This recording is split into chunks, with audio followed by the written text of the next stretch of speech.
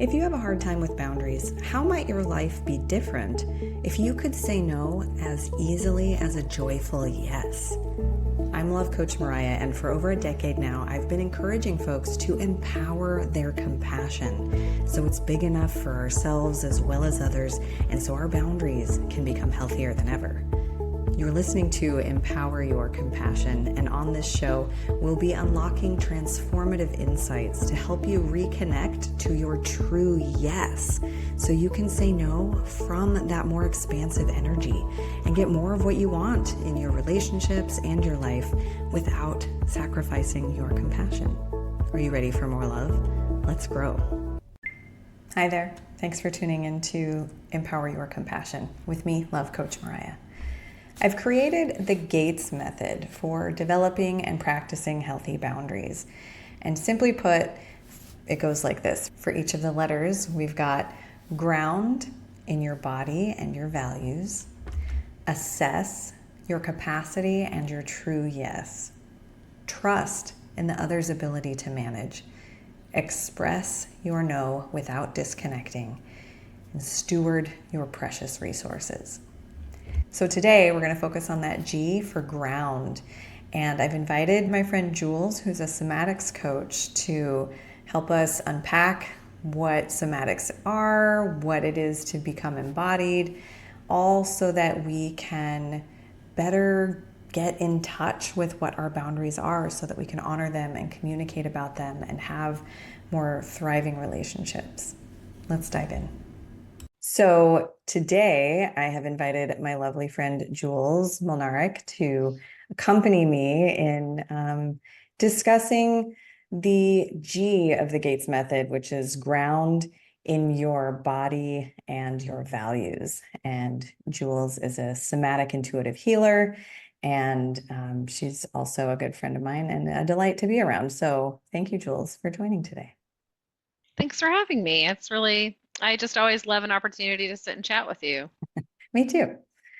I would like to start with what got you into somatics? What was your journey of getting into somatics? Yeah, it was a while back, and I was a first-time executive, if you will, building a tech practice under a consulting firm. And I had my first 360 review, and it was like great in a lot of areas, but I'll never forget my boss, the CEO, just was like, "You're not good with people, are you?" And I was like, "No, I mean, come on." Help, I was like 20, 25 maybe, Hmm. um, in charge of, building a team of folks much older than me. And I had this idea of what it meant to be professional. And I didn't even realize how divorced from I had no sense of ground. And so she sent me to this lovely program at Strozzi Somatics in Petaluma, California.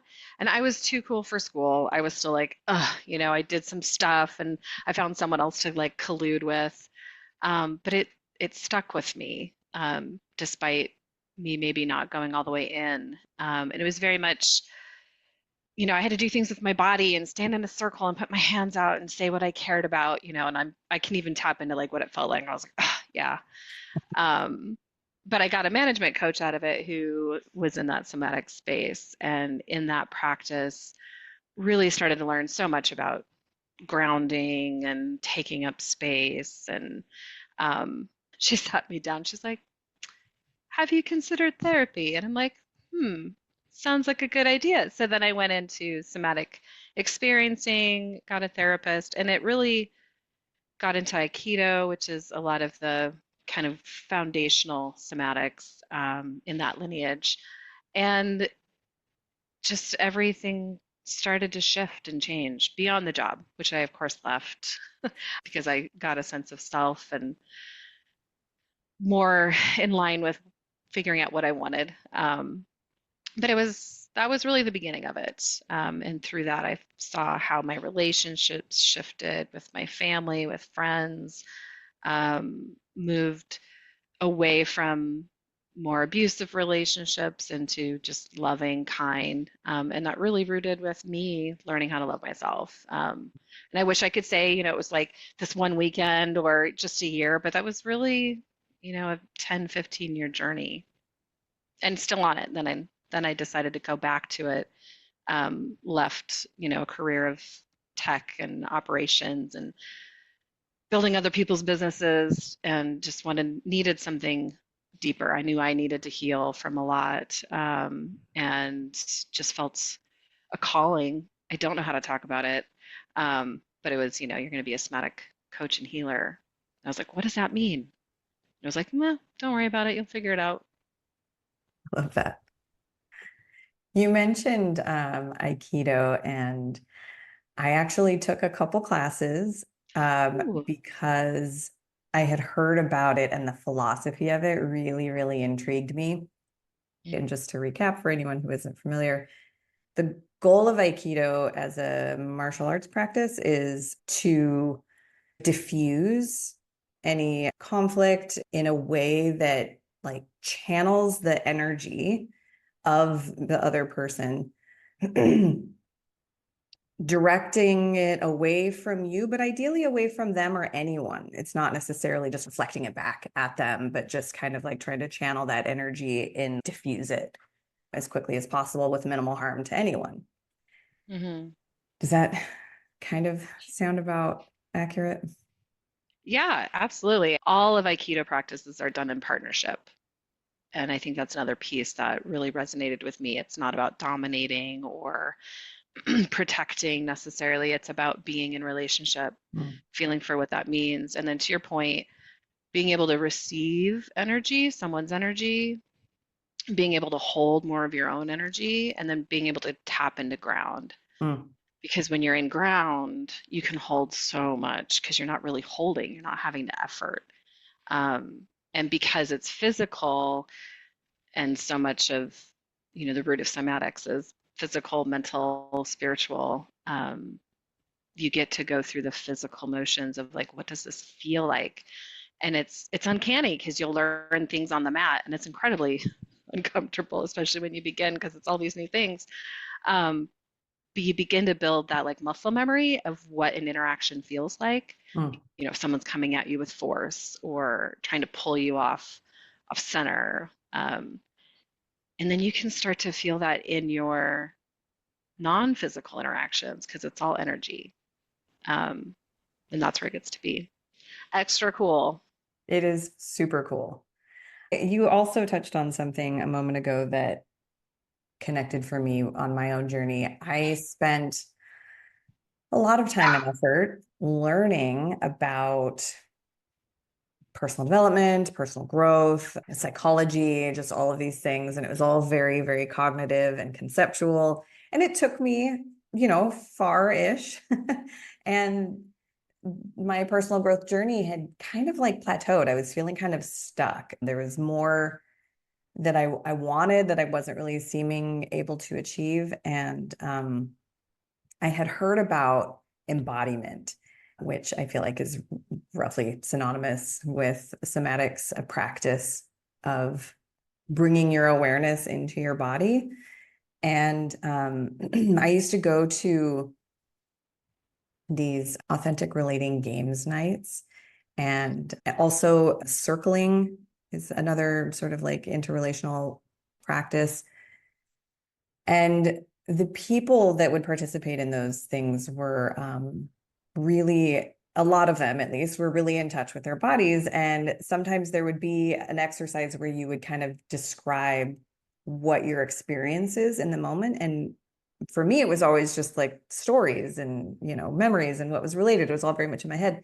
And some people, when it would come to their turn to share, they would say things like, well, I'm really feeling this like tightness in my stomach, and I'm also noticing some like in my hips, as well as maybe kind of like some fluttering in my chest, and that was it. That was their share. And I was like, what was that? Like what, meanwhile, I'm like, well, this is how it relates to me and my dad. And I feel like I'm really frustrated with blah, blah, blah. And they're just like purely speaking in like physical feeling terms. And sometimes people would also ask me like, well, how are you feeling? And I kind of knew that I was expected to say something about what I was feeling in my body. And I was like, I don't know. And then I would notice that like when I would try to scan, it would like make me feel different because now I'm feeling like put on the spot.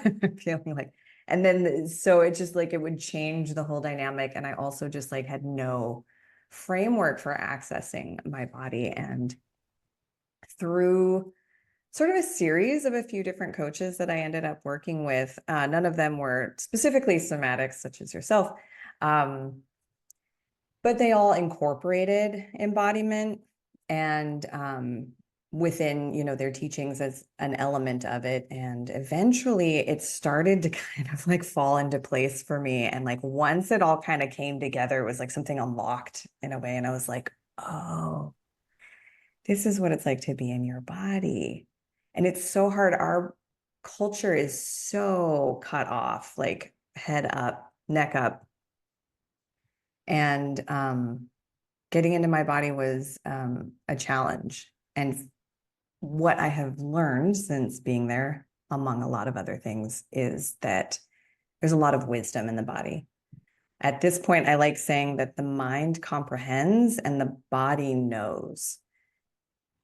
And I I love that. also like explaining emotions as two parts, stories in the mind and feelings in the body. You know, we talk about emotions as being feelings because we have these feelings, but where do we feel things? We feel them in the body. And, you know, we also talk about energetics and everything being energy. And we talk about people having good vibes or bad vibes. And it's like, that's vibrational frequencies that are felt in the body. So there's so much value for just being able to experience the world more deeply in our bodies, through our bodies.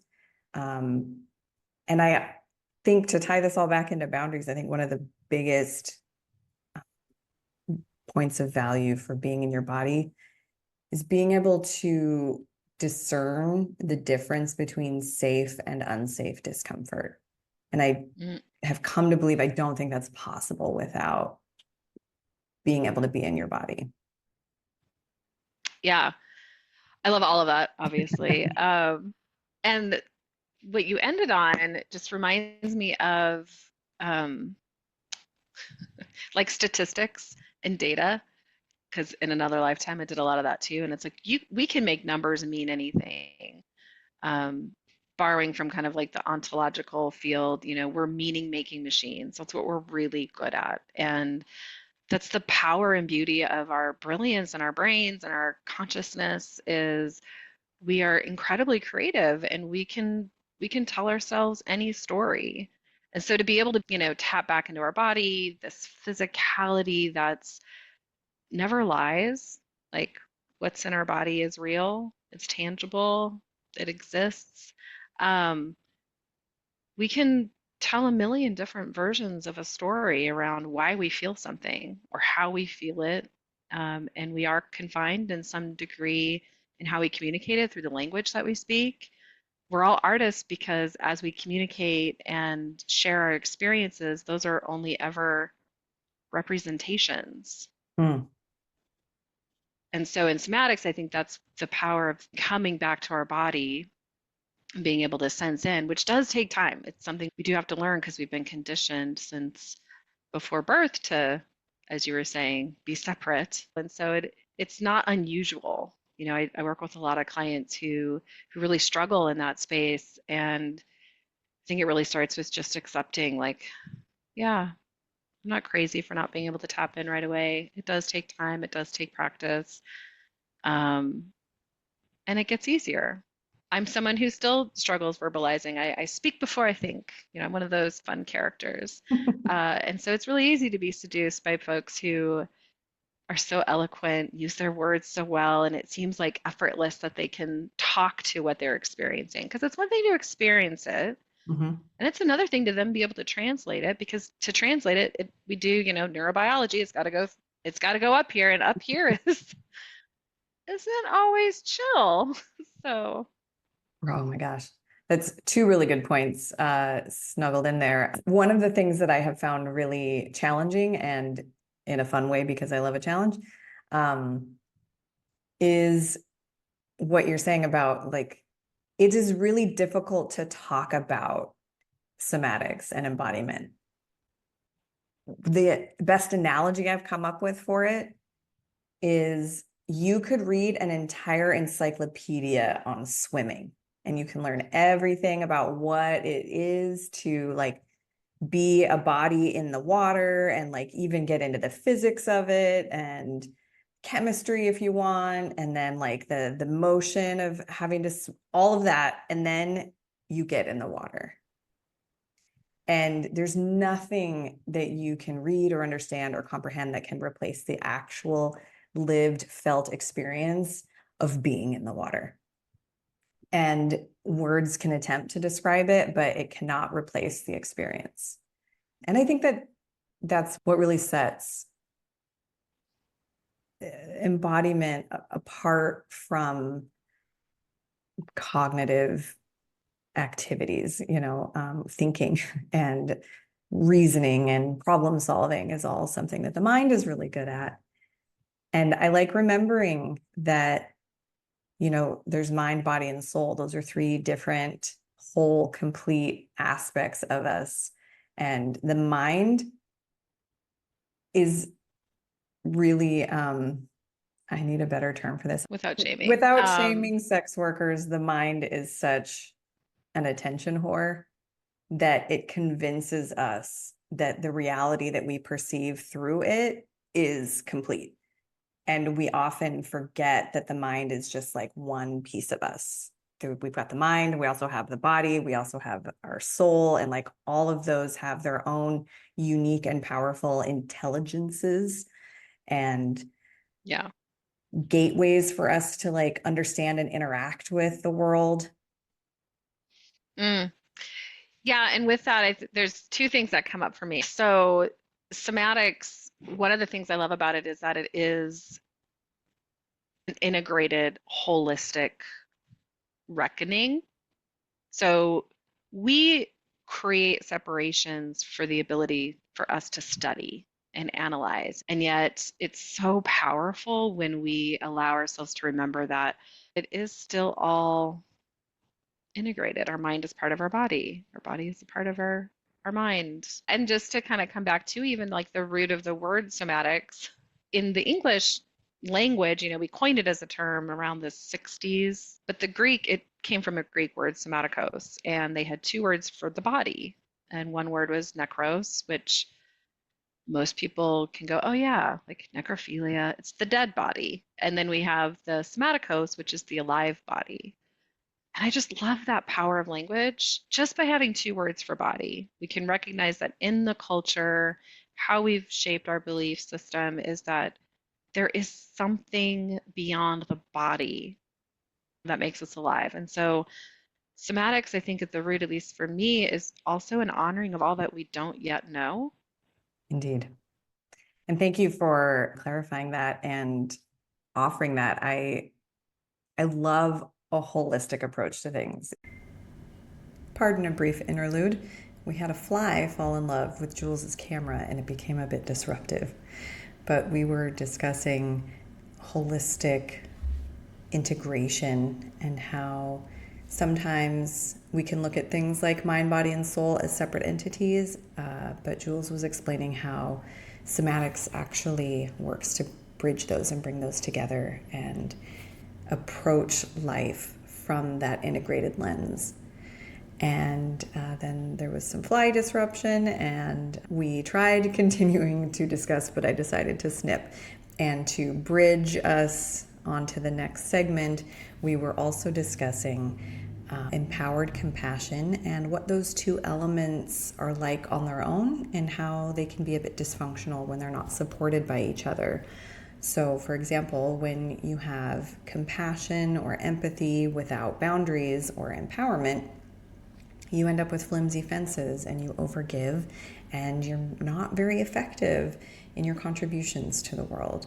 Whereas empowerment without compassion can really harden you and also affect your ability to really contribute in a meaningful way to the world. So That's sort of where we left off on our conversation, and we'll jump back into it. The way that society talks about, when they talk about empowerment without that sort of compassionate element, it's this very like hardened Yes. energy that gets brought to it. Yeah, absolutely. And that hardened energy, and I love, you even take on the shape of like what it, and when we do that, like ball up a fist or, crunch, and when we take on the shape that we think of when we think of like dominating or having power, and it's one of the reasons, empowerment for many people is challenging, because that is what we imagine. And then when we feel into it, it's like, oh, it's exhausting. Yeah. Even when we can get comfortable in it, it's like it's not sustainable. Um, yeah, so I love that distinction, and why, again, I think that pathway of empowered compassion is like, there's so much wisdom in it, but it also is like this invitation most of us can feel into, even if it's challenging because we don't think we deserve it yet or whatever. We have our relationship to it, but physically there's an invitation there to be like, oh yeah, how, when you think of feeling compassionate towards someone, what do you notice? And it's like there's a softening. And when we can soften into our power and still feel our ground and still feel connected and still feel our own autonomy and have a good sense of those boundaries, it's like, I don't need the effort from here. Right? Yeah. Yeah. And I like to talk about how when we sort of unlock that, when we get it down and figure out how to empower our compassion, we just become naturally boundaried people instead of like humans trying to do boundaries. Is like, just say no. No is a complete sentence. I don't know, all these flippant little notions that get chucked around tend to feel like that empowerment without compassion. And I think that for so many of us who are naturally very compassionate people, it makes boundaries feel really mean and hard to access. And then we wonder what's Mm. wrong with us, because apparently it's supposed to be really easy. It's just say no. Why is that so hard for me? And so kind of getting back to the gates method and the selective gates that comes from that versus flimsy fences and spiked walls, when we feel like the only way to be boundaried is harsh and mean, and that's so incongruent with us, we run around with flimsy fences all the time. But then we do get overextended, depleted, and exhausted. And then we go into survival mode and we flip into spiked walls, and we like our no comes off like a fuck you, like get away from me, like, no, I can't do anymore. And Yeah. partly when you have that belief that no is mean, once you do say no, you're gonna be mean about it. And Yeah. or you'll be very apologetic about it. I'm so, so sorry. Or, right? Or, so Hmm. you either like avoid it or apologize about it or be really mean about it. And instead, when you realize that like my boundaries are my resource limits, they're my responsibility to care for so that I have enough to show up resourced for the people and causes I care most about. And if that means that I have to say no to this thing so that I can say yes to this thing, then I'm a no to that. And I can say no without disconnecting. I can say, I'm not available for that, but I am available for this. Like maybe we can work out this other thing that works, and we can still be in relation and connection. And I can still Yeah. honor my boundaries and my limits. Yeah, and for those who can, are watching and can see, there's this beautiful softening in you, without shrinking. It's like energetically taking up space unapologetically, but with a softness that's really invitational. We're always in relationship with someone, multiple people, ourselves included. Even in situations where we feel like we have no control, we can still tap into our own power, in that empowered compassion way, being able to hold our boundaries, being able to tap into ground, that which is greater. And so, again, coming back to that, there on one angle, when we work with the nervous system and we expand our capacity, we can ground others by grounding ourselves because of that resonance. And then similarly, that's just on the receiving end. And so being aware of that then allows us to be better requesters of like checking ourselves before I go in and make a request. Nervous systems are going to want to regulate to the most regulated nervous system. So that's how I can come in and diffuse a situation, de-escalate. It starts with being extremely grounded. Mm. And I think a lot of times people hear that and they think, oh, I just have to be calm. And calm doesn't necessarily mean grounded. We can get to calm by bypassing, we can get to calm by shutting off. But to be grounded is to be fully aware and able to receive energy and ground it down. Receive it, ground it down. And that is like this welcome invitation. So I can come in extremely grounded, make a really hard request, even though I felt myself like twitch like really hard, like, oh, okay, well, that wasn't fully grounded. But anywho, I can come in making a really hard request, be grounded, and it will be an invitation. It's not to say that if you're spinning at a 10, I'm going to just instantly bring you down to a 0 or a 1. There will be some settling, and you will be more able to receive my request just because of that energetic happening. I love all of that. And a couple of things I want to tease out there. I love that you, you and I do this a lot, but I just want to point it out for listeners and viewers. You caught yourself in the moment of like taking on the energy of the perception of a request being hard. Like I'm making this really Right. hard request. I winced and I felt Yes. myself wincing. Yes. So for those who can't see, that's what I caught myself doing. Yeah. And I love that self-awareness, just kind of on a side note, is so powerful and is such really an essential component of personal growth, and being able to create change in our own patterns requires an awareness and coupled with non-judgment. And I think that you were very, I don't know, non-judgmental, compassionate in that recognition of what you did. You didn't beat yourself up about it. You didn't shame yourself. You didn't say, oh my gosh, I'm such a horrible person slash coach slash, whatever, because I did that thing. You were just like, you noticed and you adjusted. And the adjustment wasn't necessarily to get away from bad and towards good, but it was more just about like coming into alignment with your values and goals. And Yeah. you value groundedness, and that is a goal that you aspire to. And it's one of those things like balance, that it's a constant adjustment, right? And Yeah. and just noticing where we're out of alignment invites us to come into alignment.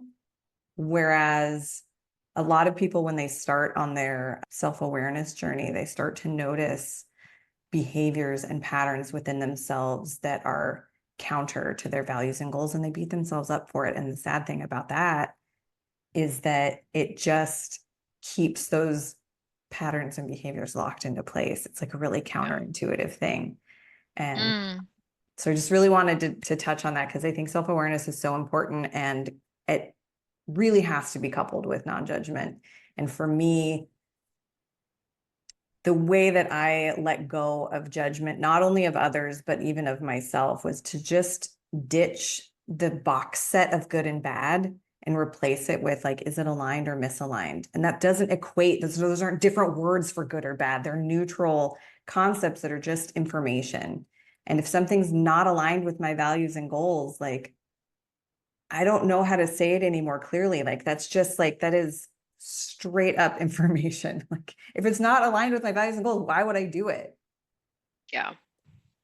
And I appreciate you calling that out, because that is such a fundamental piece. And also, it is part of everybody's journey. Like, yes, I didn't always just catch myself and go, huh, yeah, cool. Okay, let me try again. That came after absolutely judging and then being like, oh, recovering perfectionist here. Yep. Grew up Catholic. So many things have shaped my experience of life. Yeah, and there's part of the journey of, as you develop, to your point, as you develop self-awareness, it will start with judgment. And then the kind of like meta layer is then you start to develop awareness around your judgment. Yeah. And you'll And then the notice judgment yourself. about the judgment. Yep, yep. You start judging yourself for judging yourself. That's a phase we all go Yeah. through as well. And then That's a fun one. eventually you get to neutralize it. Yeah. And I think too, like again, judgments aren't always inherently bad. So I think we have to go through a phase where we're like, ooh, I want to catch them all, and then I want to challenge them all, like because I like to equate to a pendulum swing. You know, the only way I find my middle or the only way I find my expansiveness is by finding, feeling for those limits, feeling for the edges. And if I don't go too far, I will never know where the edge is. So Sure. it's absolutely okay to go too far. We are going to cause harm in our lifetime. We have.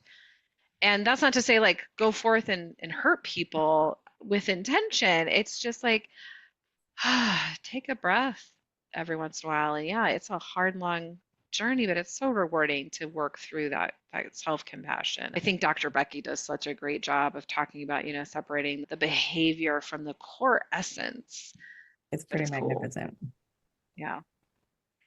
I also wanted to circle back when you were talking about making requests, because when we talk about boundaries, a lot of it is about receiving requests and navigating that.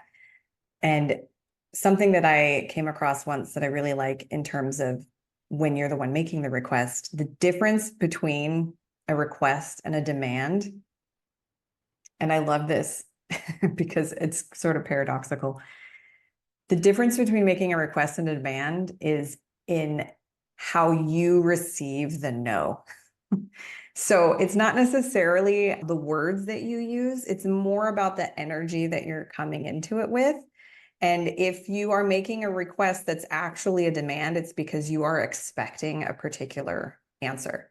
Whereas if you're making a request that's truly an open-ended request, it's sort of back to that Aikido energy, like you're ready to dance with the other person. Like if they're a no to it, then you're like, great, I'm here for that too, because I don't want you to say yes to something if you're a no. I don't want you to overextend yourself. I don't want you to do something you're not actually fully invested in.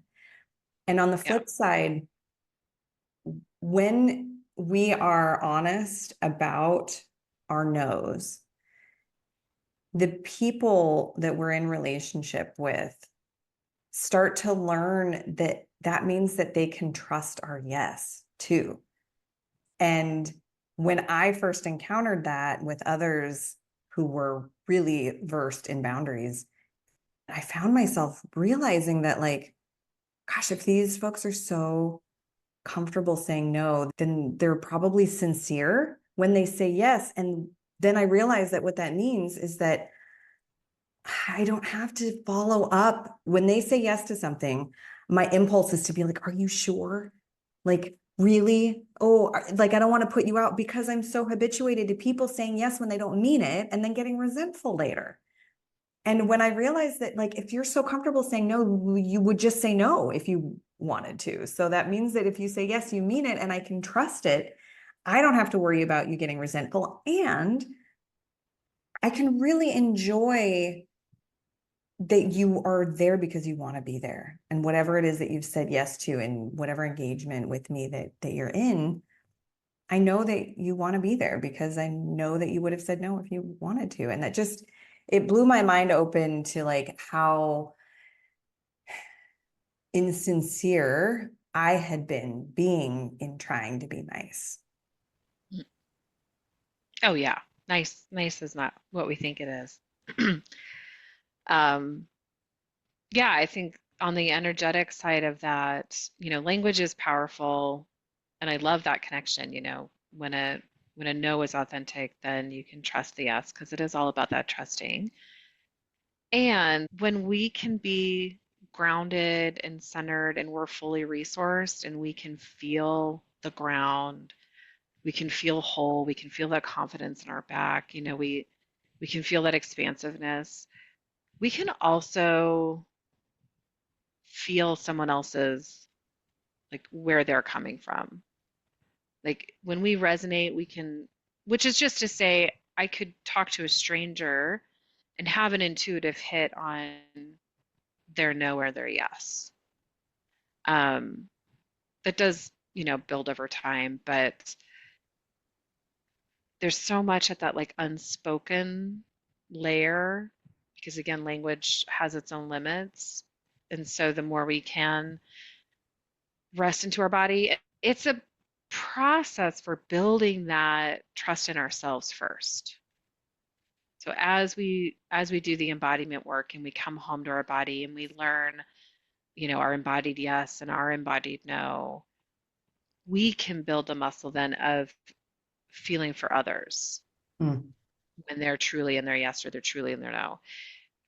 If we try to do that before we're embodied, before we're in the ground, we can make a lot of missteps because of societal conditioning and our beautiful ability to weave incredible stories in our mind, and we can make dangerous assumptions. And so I guess there's a difference between like an assumption, which is really done in the cognitive space, and an intuitive embodied hit. And your body never lies. And that's what I was referring to before about like the mind can comprehend things and come up with assumptions and stories and all kinds of creative things. But the body knows. Yeah. And I think what has also been really helpful on my journey is, talking about being able to ground in yourself. Just like the realization that the pattern of basically people pleasing is based in this external orientation. And that developed in my early years. And a lot of us have this same rough story. We learned at a very early age that it was on us to manage other people's emotions, basically. Like, Mm-hmm. and part of it was how our caregivers behaved. Part of it was the words and language that they would use to communicate with us. But we needed them to feel okay so that we could feel okay and safe. And when they convey to us in one way or another that it's our responsibility to manage them for them, we just developed this entire coping mechanism for life with this external orientation. And so it makes it like unlocking that insight was really helpful for me, because when people talk about boundaries and they say that, don't say yes when you're a no. And I was like, I don't feel like I'm doing that.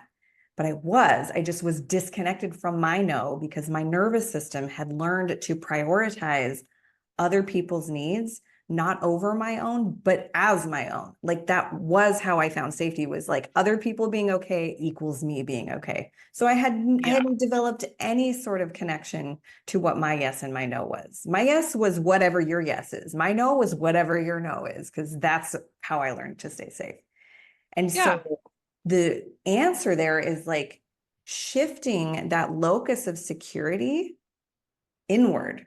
And so rooting your security within, developing an internally rooted security is really the like precursor step to being able to ground and connect to your true yes and your true no. And then you can intuit what other people are really feeling and needing in a healthy Yeah. way.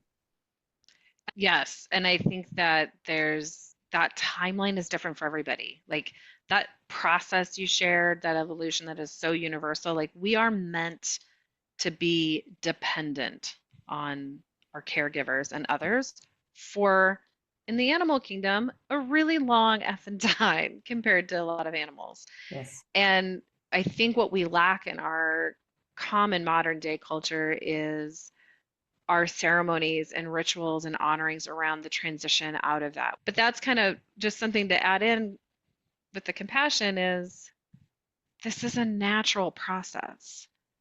Yeah. Yes. Yes. And one of potentially a few different varieties of versions. I think one of the sort of ideal progressions is, you know, invariably we do start out really helpless, very dependent as humans, infants. And in an ideal scenario, our caregivers take responsibility for our dependency in a way that helps us feel secure. And then there is a time at which the caregiver's ideal role is to start to reinforce independence in a still supported way. And then also they're modeling self-care, and just there's all of these elements that help you progress from dependence to the independence that is required for healthy interdependence. Yes.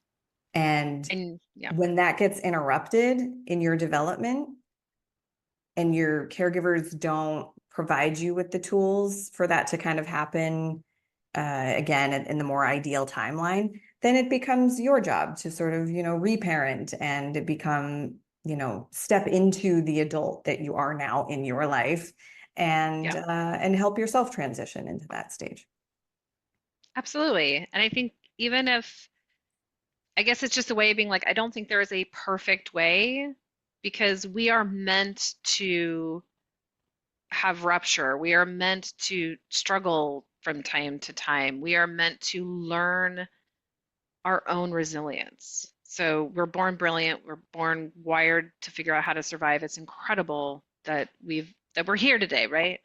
And that, again, not to say like go out and cause harm, but I think it's just a part of it. There's going to be some rubs, and being able to honor and come in with that compassion of, I'm where I'm meant to be. I'm in this process. This is part of the process.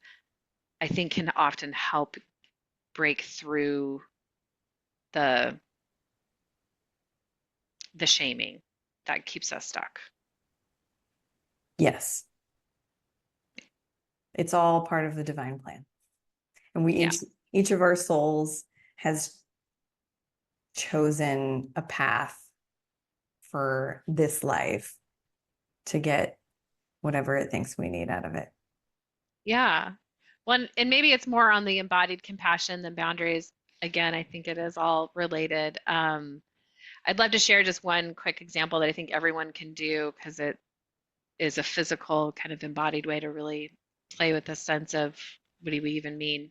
I can't say what you mean by embodied compassion, but kind of how I take it, is if you make a fist with one hand and just like really, just squeeze it, make a fist. This fist is really good at being a fist. But this other hand is going to come in and be like, I don't want you to be a fist anymore. Like, stop it. This is like a quality of yourself that you're like, I'm just tired of this. Like, come on. I know you need to protect this little nugget inside there. Just try to pry it apart and see what you notice. And I'll say for me, well, actually, Mariya, what do you notice? My fist grips even harder. Yeah, because it's really good. And so now this fist is probably getting tired as well. Mm-hmm. So we're going to come in with a new hand, and it is just going to wrap that fist with a lovely little squeeze, compassion, just like a hug. And then notice what your fist hand is doing. It's relaxing.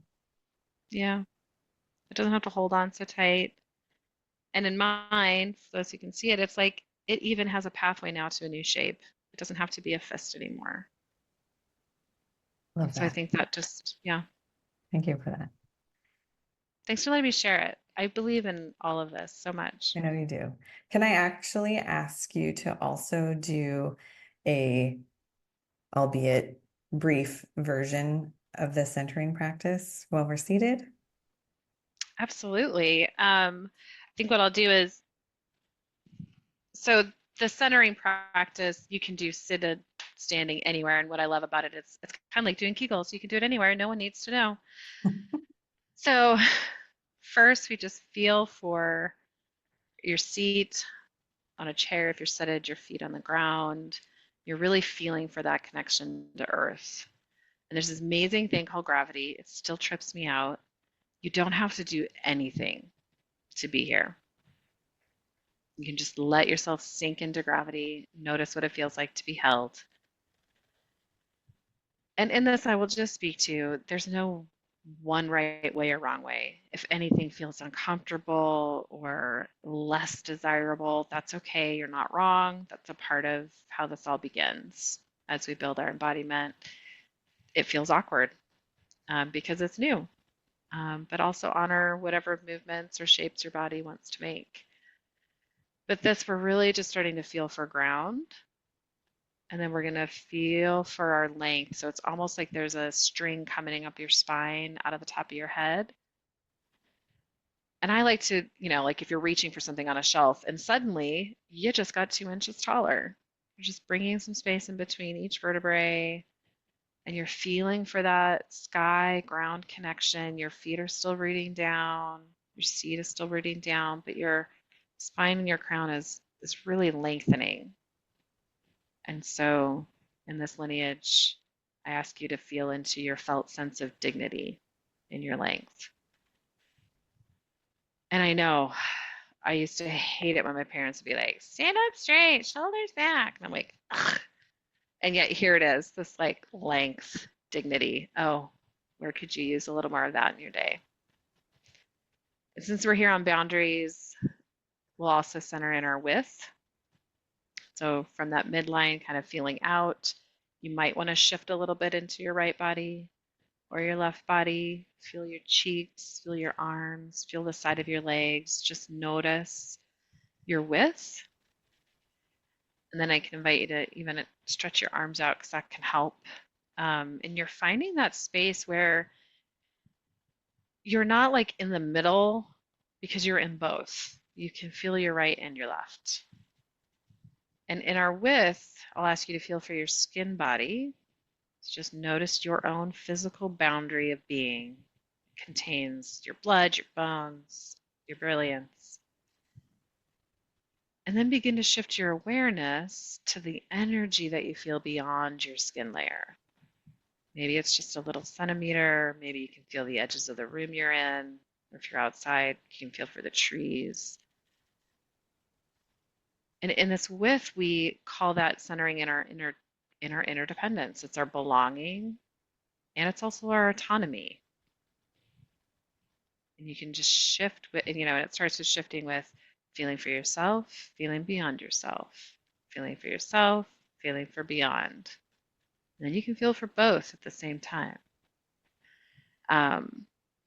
There are 2 more directions, but I'll invite people to play with that to begin with. And of course, just keeping that breath. And if you like these kind of practices, I've got more on the Unstruck Sound Bites in our somatic summer that we're going to be doing together soon. Wonderful. Thank you so much for that little meditative practice. And yes, I highly encourage anyone to do that anytime. Just tap into your length and your dignity and your width and your belonging. One of my favorite little mantras to help with nervous system regulation, when I notice myself like reflexively feeling anxious about like falling back into that external orientation basically and worrying about fears of rejection, judgment, abandonment, rather than abandoning myself to prevent that, remind myself that I am safe, I am loved. And I kind of feel like that aligns too, like with the dignity and the grounding, I am safe, and the width and that expansion, I am loved. I'm really glad you brought that in too, because language is such an important part of a somatic practice. Because there's the physical component, but we can also do physical exercise without it being somatic. And yet when you bring in an intention, when you bring in, whether it's your mantra, declaration, vision, maybe it's a piece of yourself that you're wanting to reconnect with, that's really that integration piece that allows it to, your thoughts shape your emotions, feelings, and vice versa. But your shape, like physically how you're standing, you can just do that thing in a line, check yourself if you're feeling down. You're like, am I slumped? What would it be like if I stood up straight? It might not be any different, and that's okay. But again, thank you again for bringing in the verbal component. Yeah.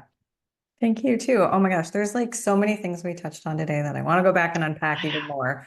But I want to do more of these. one, I know we will definitely do more. Thank you so much again, because of, the boundaries of time is one of the many precious, limited, finite resources that we have. We'll bring this to a close for today. But anyone listening, if you would like support around developing healthier boundaries, you can head over to explorelovingboundaries.com and grab a free spot on my calendar. No strings, no charge, and we'll just hold some space and talk about potential solutions. And if you would like support with your somatic development and having that anchor in your body with whatever you're trying to get through in life, you can look up Jules at unstrucksomatics.com. Fantastic. Thank you again very much. Look forward to connecting with you again soon. Thank you so much. Have a great day to everybody. Bye. Tying this all back into the Gates method for developing and practicing healthy boundaries, this is the G, the ground in your body and your values. Without this, and this is why it's the first one, without this, you cannot become a wholly boundaried person. It's got to come from the body. I hope that you have a wonderful rest of your day. Please don't forget to hit subscribe and empower your compassion wherever you can.